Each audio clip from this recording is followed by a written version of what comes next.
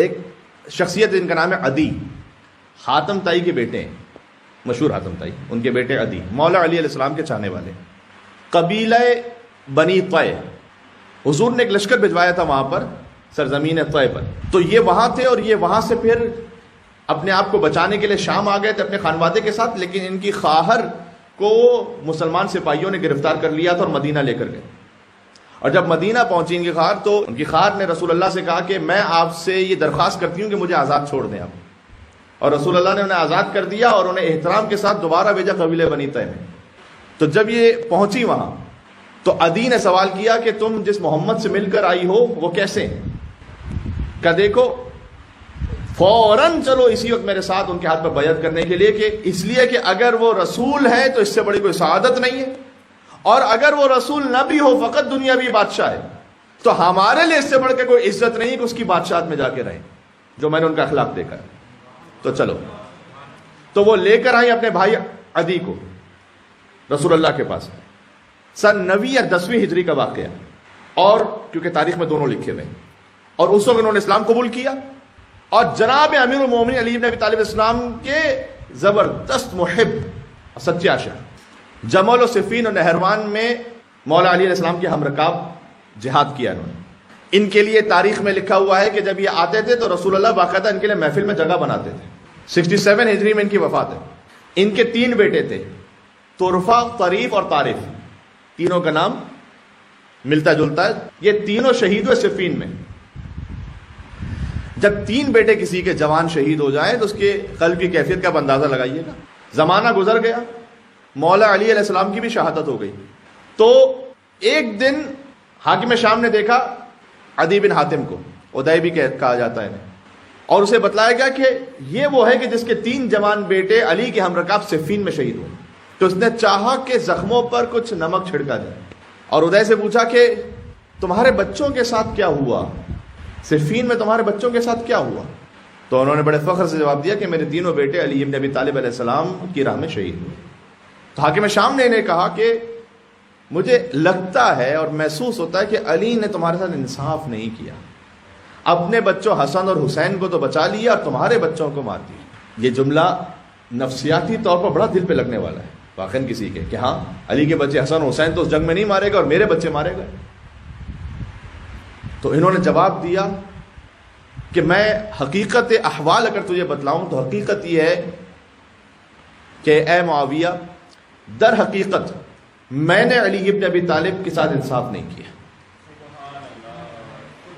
کہ علی مارے گئے ہیں اور میں اب تک زندہ کیوں ہوں. میں نے علی کے حق کو ادا نہیں کیا. یہ اتنا محبت سے بھرا ہوا، معرفت سے بھرپور جواب تھا کہ حاکم شام نے کہا کہ اچھا تم نے علی کے ساتھ زندگی گزاری ہے تو مجھے بتلاؤ کہ علی کیا تھے. تو ایک مرتبہ ادائی بن حاتم نے کہنا شروع کیا کہ میں کیا بتاؤں علی کے بارے میں، شدید القوا، وہ طاقتور، وہ شجاع انسان کہ جو گہرائیوں میں دیکھ لیا کرتا تھا، جس کی نگاہ وہاں تک تھی جہاں کوئی اور دیکھ نہیں پاتا تھا. کہ یتحبب الی المساکین، اگر وہ کسی سے محبت کرتا تھا تو ان سے بھی جو مسکین ہوتے تھے، اور اس کے آس پاس مسکین اور فقیر زیادہ ہوتے تھے. اور کہ جب ہم علی کی محفل میں علی کے ساتھ بیٹھے ہوتے تھے تو ہمیں ایسا محسوس ہوتا تھا کہ جیسے ہم میں اور علی میں انہوں نے کوئی فرق ہی نہیں رکھا ہوا اپنے آپ میں. ایک ساتھ ایسے بیٹھتے تھے کہ اگر کوئی باہر سے آ کر دیکھے تو اسے پتہ بھی نہیں چلتا تھا کہ یہاں امیر کون ہے، مامور کون ہے، حاکم کون ہے، محکوم کون ہے.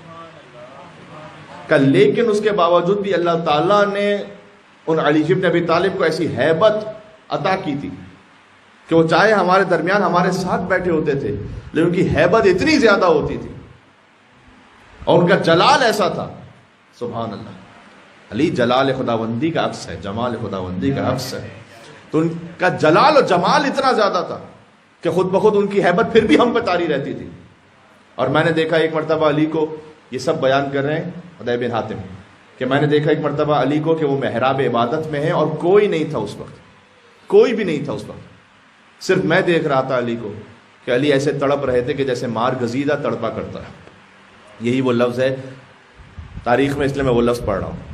تشبیہ دی انہوں نے جیسے ایک شخص کو اگر سانپ کاٹ لے اور وہ تڑپتا رہے تکلیف سے، تو علی ابن ابی طالب علیہ السلام خدا کے حضور خشیت خدا سے تڑپ رہے ہوتے تھے.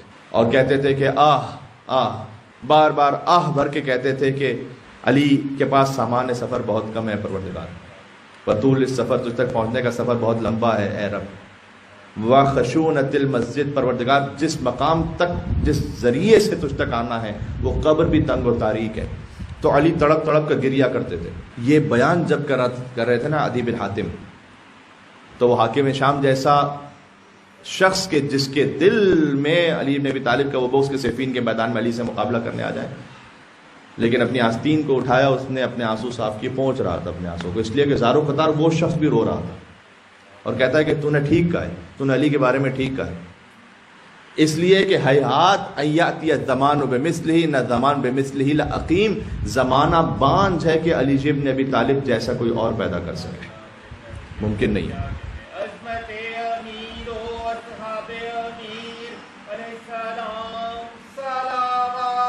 اللهم صل على محمد وآل محمد وعجل فرجهم۔